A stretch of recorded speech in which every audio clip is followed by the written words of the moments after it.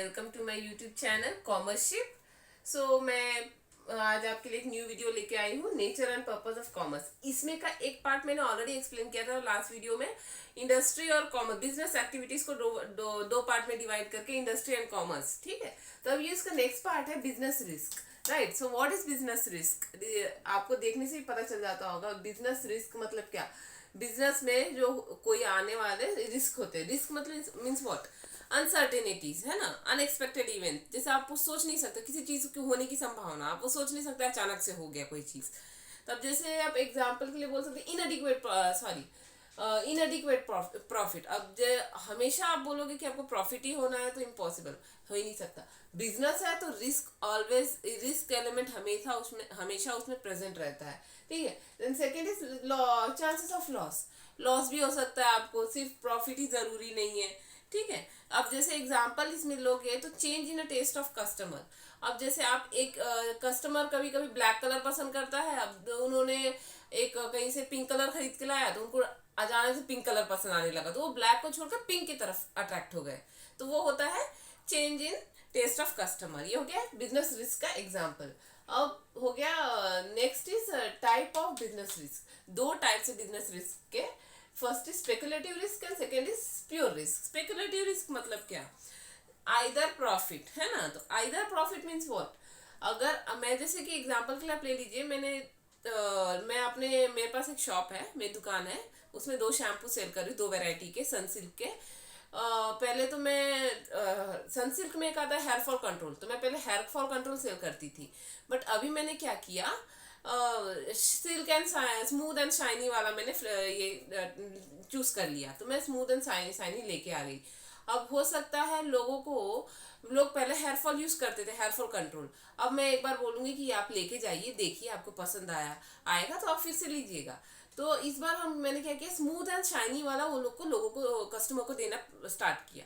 अब हो सकता है कस्टमर को पसंद आ रहा है, फिर से आए और बोले नहीं नहीं हमको हेयर फॉल वाला नहीं चाहिए, हमको स्मूथ एंड शाइनी वाला दे दीजिए। तो क्या होगा, वो लोग का टेस्ट चेंज हो जाएगा। तो वो लोग क्या होंगे, मेरे पास आके लेना शुरू कर देंगे, वो स्टार्ट कर देंगे, तो मेरे को क्या हो जाएगा, प्रॉफिट हो जाएगा।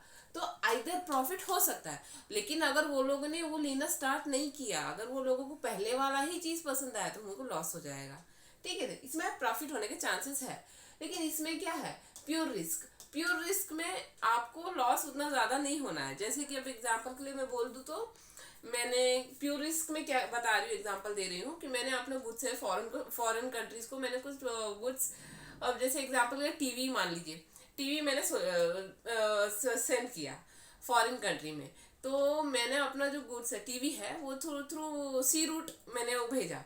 तो सी रूट में क्या हुआ, अचानक से तूफान, आंधी तूफान की वजह से मेरा सारा जो माल है वो सब पानी में चला गया, या फिर मेरे मेरे और तो फिर वो पानी में चला गया तो क्या हो गया, मेरा कोई तो ये बचा नहीं। लेकिन मैंने थैंक्स गॉड मैंने क्या कर रखा था, इंश्योरेंस ले रखा था अपने गुड्स का, टीवी का। तो मैं क्या करूंगी, अब इंश्योरेंस क्लेम करके मेरा जितना लॉस हुआ है मैं उसके पैसे रिकवर कर सकती हूँ। ये होता है प्योर रिस्क, राइट। तो ये हो गए 2 टाइप ऑफ रिस्क मैंने जो अभी एक्सप्लेन किए। अब next is nature of business risk. तो बिजनेस रिस्क के क्या क्या नेचर क्या क्या है, राइट।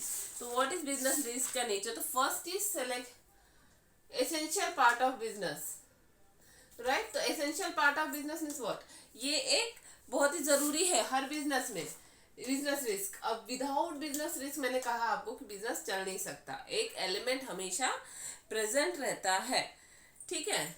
एंड देन बोल सकते हैं अराइज ड्यू टू अनसर्टेनिटी। तो मैंने कहा अनसर्टेनिटी के थ्रू अराइज होना, यानी क्या, natural calamities. Natural calamities means what, flood, theft, fire, कुछ भी हो सकता है, अर्थक्वेक आ सकता है, भूकंप आ गया, आंधी आया, तूफान आया, आग लग गए मेरे मतलब गुड्स में। तो उसके कारण हमको फिर वो नुकसान हो जाएगा ना, उतना मैंने मैन्युफैक्चर करने के लिए फिर मैंने कहीं से खरीदा है पैसा देके और सब जल गया, तो सब नुकसान हो गया। Depends upon the size of business. Size of business is very very important.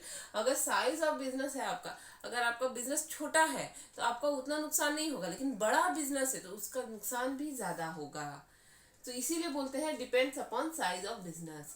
Profit is award for risk. So what to say, profit is award for risk, more profit more risk. अगर आपको ज्यादा पैसे कमाने हैं तो आपको risk भी ज्यादा उठाना पड़ेगा, कम पैसे कमाने हैं तो रिस्क कम उठाओ। रिस्क जितना है उतना आपका फायदा है। ये हो गया nature of business risk, right. अब this is fact and then causes of business risk. देखिए अब ये दोनों हम बाद में देखेंगे, पहले ये देख लेते हैं causes of business risk, right. तो what is the causes of business risk? तो first cause is natural cause. Natural cause में क्या क्या आएगा? नेचुरली कोई चीजें हो जाती हैं। अब जैसे हम इसमें ले सकते हैं फ्लड, अर्थक्वेक, जो मैंने यहाँ पे लिया अनसर्टेनिटीज में आए, वही फ्लड, बाढ़ आना, आंधी आना, तूफान आना, ये सब नेचुरल प्रकृति द्वारा जो हो गया उसे बोलते हैं नेचुरल कॉज। ह्यूमन कॉज जो हमने किया, हमने यानी क्या, हम केयरलेसनेस की वजह से कोई ये हो जाता है, किसी ने गलती से कहीं ने बीड़ी पी के माचिस फेंक दिया, वहां आग पकड़ ली, तो वो तो इंसान ने किया ना, तो वो हो गया ह्यूमन कॉज। फिर हो गया डिसऑनेस्टी, कोई फेथफुल नहीं होता। डिसऑनेस्टी यानी क्या, किसी को धोखा, चीटिंग करके ये करना, तो हम लोग को लॉस हो जाता है। पावर फेलियर, पावर फेलियर, कभी कभी कंपनी में लाइट चली गई, तो फिर क्या होता है, कंपनी पूरी शट डाउन हो जाती है, तो फिर 2-3 दिन कंपनी बंद रहेगी, उतना दिन तो लॉस जाएगा ना, तो वो हो गया human cost. Next is economic cost. Economic cost में क्या बोल सकते हैं, कंपटीशन की वजह से आप इसके साथ एक प्रोडक्ट के साथ कंपटीशन लगा रहे हो, फिर उसमें क्या हुआ, दूसरा, जैसे कि एग्जांपल के लिए मैं ले लूं तो सनसिल्क ले लीजिए, डव ले लीजिए। अब डव और सनसिल्क में दोनों में जोरदार कंपटीशन है, वो सोच रहा है मैं मार्केट कैप्चर करूँ, वो सोच रहा है मैं करूँ। अब जैसे डव आगे निकल गया और सनसिल्क का क्या हो, उतना पैसा तो लगाया वो, लेकिन वो प्रोडक्ट सेल नहीं हुआ, तो क्या हो जाएगा, सनसिल्क को लॉस हो जाएगा। वो हो गया इकोनॉमिक कॉस्ट। देन से other causes, last one is other causes. Other cause में क्या है, पॉलिटिकल डिस्टर्ब, एग्जांपल के लिए ले लीजिए पॉलिटिकल डिस्टर्बेंस, कहीं रैली वैली हो गई, इस कारण आपका उस कारण आपका कुछ मतलब हो नहीं पाया, पॉलिटिकल, अचानक से लॉकडाउन हो गया, अब ये सब पॉलिटिकल डिस्टर्बेंस हो जाता है। फ्लक्चुएटिंग रेट, एक्सचेंज रेट हो गए। Okay, this are the causes of business risk. Another is factor affecting business decision, right. So what are the factor affecting business decision? तो first is selection of line business. Selection of line business is what, कौन सा business आपको select करना है, वो कौन सी line में, जैसे आईटी फील्ड में आपको बिजनेस सेलेक्ट करना है कि किस फील्ड में जाना है, वो पहले सेलेक्ट करना पड़ेगा, वो फैक्टर अफेक्ट करता है, राइट। तो अब जैसे कि आपको नॉलेज होना चाहिए, अब जैसे आपने आईटी फील्ड चूज किया, उसके बारे में आपको पता होना चाहिए, उसका डिमांड है कि नहीं है, ठीक है, और उससे आपको प्रॉफिट होगा नहीं होगा, ये डिपेंड करता है लाइन, कौन सा टाइप का बिजनेस सेलेक्ट कर रहे हैं। Selection of line business. Location of business, business location भी बहुत मायने रखता है। आप एक जगह बिजनेस स्टार्ट कर दिए, बड़ा सा कंपनी खोल दिए, ना वहाँ पे लेबर है और ना रॉ मटेरियल पहुंच पा रहा है, उनके साथ रॉ मटेरियल आप मंगा रहे हो, उसको ट्रांसपोर्टेशन कॉस्ट ही आपको ज़्यादा लग जा रहा है, तो आपको फ़ायदा क्या होगा, प्रॉफिट क्या होगा, तो आप बिजनेस क्यों खोल रहे हो?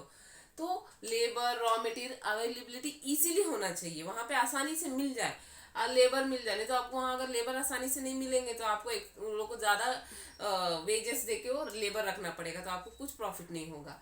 तो वही लोकेशन ऑफ बिजनेस भी बहुत ही इंपॉर्टेंट रोल प्ले करता है। फाइनेंस अरेंजमेंट, फाइनेंस अरेंजमेंट भी करना है। Finance arrangement is what, funds, जितने मतलब जितना पैसा चाहिए, बिजनेस खोलना है तो आपको इन्वेस्टमेंट चाहिए, तो वो कहाँ से करोगे आप, तो utilisation of capital, capital utilise करोगे, लोन लोगे, रिलेशंस में ये करोगे, सेविंग अपना ये करोगे, ठीक है। तो फाइनेंस अरेंजमेंट भी एक फैक्टर है जो अफेक्ट करता है बिजनेस डिसीजन को। Then choice of form of business, ठीक है, आपको पहले फिर चॉइस भी करना पड़ेगा, आपको कैसा बिजनेस खोलना है। आप अकेले बिजनेस खोलना चाहते हो, मीन्स सोल प्रोप्राइटरशिप, या फिर आप एक कंपनी खोलना चाहते हो, एक फर्म खोलना चाहते हो, या फिर पार्टनरशिप, या फिर आप कोई 2-3 जन मिल के बिजनेस करना चाहते हो, वही चॉइस ऑफ बिजनेस फर्म, ठीक है। ये भी फैक्टर अफेक्ट करता है बिजनेस डिसीजन को।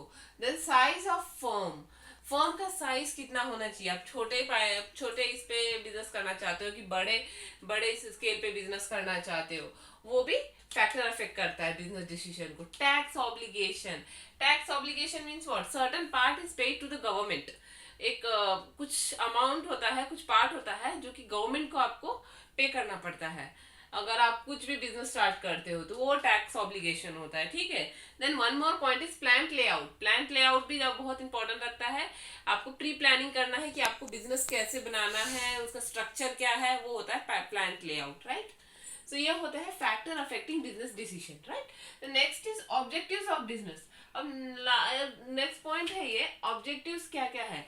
अगर कोई बिजनेस स्टार्ट कर रहा है तो सब कुछ ना कुछ तो एक एम रख के, एक ऑब्जेक्टिव रख के स्टार्ट किया होगा कि हाँ मुझे ये करना है, मुझे वो करना है। हर एक इंसान का हर अलग अलग ऑब्जेक्टिव होता है ना। मैंने सोचा मुझे प्रॉफिट अर्न करना है, फिर होगा कि किसी को होगा कि मुझे बहुत एक्सपैंड करना है। सबका अलग अलग बिजनेस का अलग अलग ऑब्जेक्टिव्स। ओके, तो first is profit earning. So what is profit earning? Profit earning यानी क्या? पैसे कमाना, ठीक है। तो पैसे कमाना means what? Extra income over expense. तो जितना तुमने खर्चा किया है उससे ज्यादा आपको इनकम मिलना चाहिए, उसे बोलते हैं प्रॉफिट अर्निंग, राइट। सो और प्रॉफिट अर्निंग क्यों चाहिए आपको? क्योंकि आपको एक बिजनेस एक्सपैंड करना है, ठीक है। और भी बहुत से रीजंस हो सकते हैं। Then creation of customer. Creation of customers means what? Without वो लोग के बिना कस्टमर्स अगर आपके पास नहीं आएंगे तो प्रॉफिट जनरेट कैसे करोगे? अगर आपसे कस्टमर, अगर आपसे कोई आपका कुछ खरीद नहीं रहे हैं, आपका सामान नहीं खरीद रहे, आप जो बना रहे हो, मैन्युफैक्चर प्रोडक्ट कर रहे हो, खरीद नहीं रहे, तो आपको प्रॉफिट कहाँ से होगा?